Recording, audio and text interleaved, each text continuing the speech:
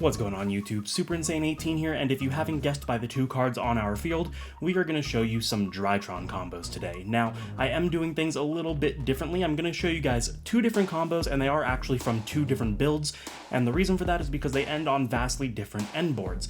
Now, I want you guys to comment down below which one you actually think is better. I do plan on bringing you a deck profile for both of these combos, so that's two different Drytron deck profiles, but the one that I do first will be entirely based on which one you guys like better, so let's go ahead and jump on in. So for combo number one, I do need to give a shout out to Logan JYA. The first place that I saw this was on his channel, so I do want to give credit where credit is due.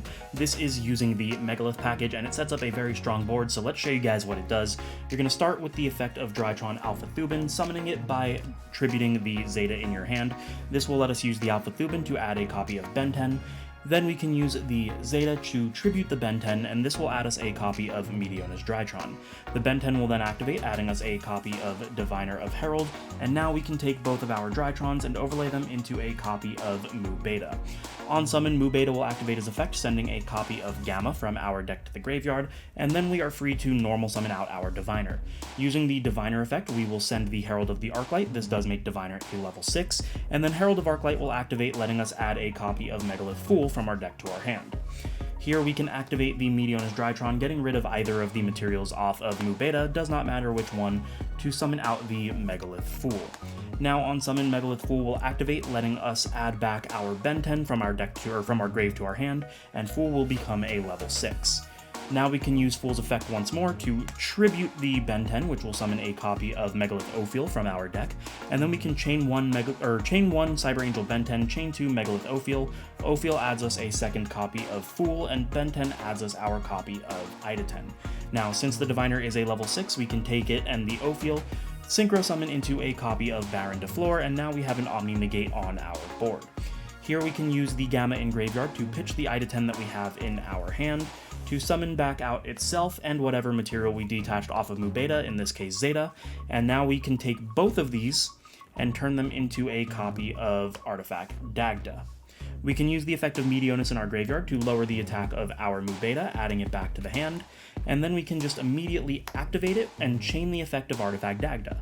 Artifact Dagda will set the copy of Artifact Scythe from our deck to our hand, and then we can get rid of the last material off of the Mu Beta to summon back out our Iditen.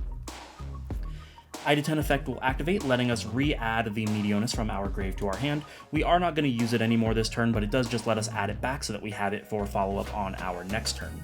We take the Iditen and the Mu Beta, and we link both of those off into the Predaplant Verte Anaconda, and then we activate the Verte Anaconda effect, paying 2,000, sending our Fusion Destiny, along with the Celestial and the Plasma, to our graveyard to summon out a copy of DPE.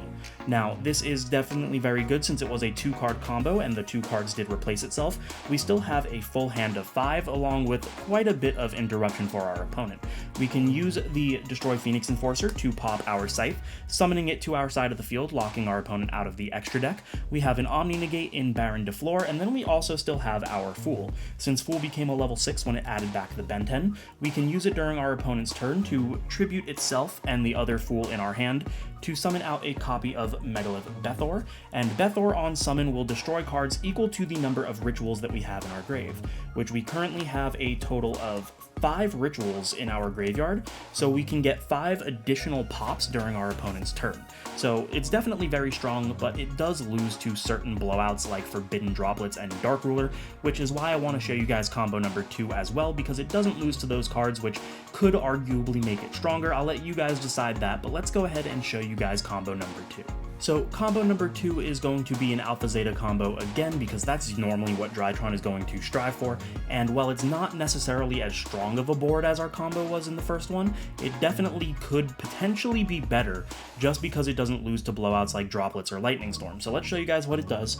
You're going to start off the same way, sending the Zeta off of the Alpha Thubin to add us our copy of Ben 10, and then summoning the Zeta by tributing the Ben 10 to add our copies of Meteonis off the Zeta, and then Ben 10 will add us the Diviner. So starting off the exact same way, we're going to go ahead and make the copy of Mu Beta Fafnir, and on summon he will yet again send the copy of Gamma. Here we're going to normal out our Diviner and send the copy of Herald of Arclight, and this is where things change up a little bit. The Herald of Arclight will activate, adding us a copy of Magic-Key Mech Musket Betos Buster. And this is going to be one of the interruptions that we have that lets us play around cards like Droplets and Dark Ruler. So what we can do now is we can go ahead and activate the Meteonis, getting rid of either of the materials. Again, does not matter which one. This will summon back out the Ben 10, and then what we can do is tribute the Ben 10 off of the effect of Gamma. And this will let us summon back out the Gamma and the Zeta, activating the Ben 10 again, which will let us add a copy of Ida 10. Here we can use the Meteonis, lowering any of our Drytrons, it does not matter which one, to add it back to the hand, and then we will activate the Meteonis to summon out the Ida 10, getting rid of the last material on the Mu Beta. Ida 10 hits field and activate its effect, letting us add back the Meteonis from our grave to our hand, and then here we're actually going to take the Diviner and the Ida 10. Remember, Diviner is a level 6, and we're going to synchro into a copy of Ultimaya Zulkin. Now we can set our Meteonis Drytron, activating the effect of Ultimaya Zulkin, summoning out a Crystal Wing from our extra deck, giving us our first monster negate. Here what we then do is we will overlay the 2 Drytrons that we have left into a second copy of Mu Beta. We don't get the Grave effect yet, or again, but we do get to use the materials, so we will activate the Meteonis Drytron once more, getting rid of either material, does not matter which one, summoning out the copy of Ida 10 once more. Ida 10 will activate again, adding us our Meteonis back, which is what we need to do, because now what we're going to do is we're going to activate the Meteonis, getting rid of the final material from our Mu Betas, summoning out the Beto Buster. Now, for those of you that don't know, Beto Buster on summon searches a Magic Key spell trap, so we are going to search Magic Key Unlocking. This is the reason we don't lose to Droplets or Dark Ruler, because this is a spell trap negate as long as we control a Magic Key ritual monster.